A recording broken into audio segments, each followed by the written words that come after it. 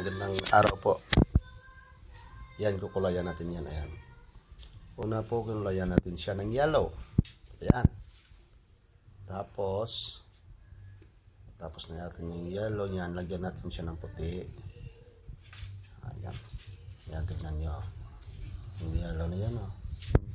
Yan po ay ginawa nating retaining wall. Pagkatapos niyan, lagyan mo siya ng puti. Ayan, puti.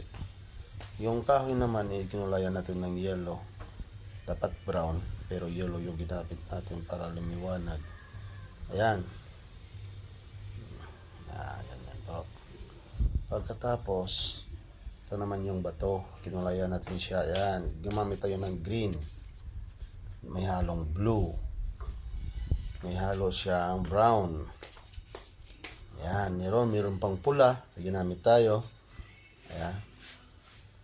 Patong-patong lang, gods. Ayan. Patong-patong. Tingnan natin yung kalalabasan mamaya. Ayan. So, patuloy na paggawa pag kukulay dyan. Ayan. Meron ng green, brown, yellow, blue. Kahit ano na. Kahit anong kulay na. O yan. Nagmukhang violet na siya, no? Ayan. Yung yellow. Kukulayan natin ngayon ng manipis na puti. Ayan. Manipis lang. Huwag naman lahat kasi puputi yan. Okay. So, balik tayo dito. Kulayan natin siya ng puti. Ayan. Nipis na manipis lang. So, mamaya uulitin natin yung puti. Hanggang sa maging ganyan na siya. Ayan. Ayan na po yung finished product niya. Kaya pa. Ayan. Yan ay bato. Ito naman yung kahoy. Kinulayan natin ng yellow.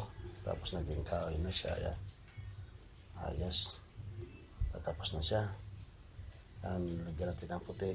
Pagkatapos nga, lagyan natin siya ng shellac. Ganyan na siya. Ayan. Yung kahoy. Ayan na siya. Okay. So, thanks for watching. More videos to come.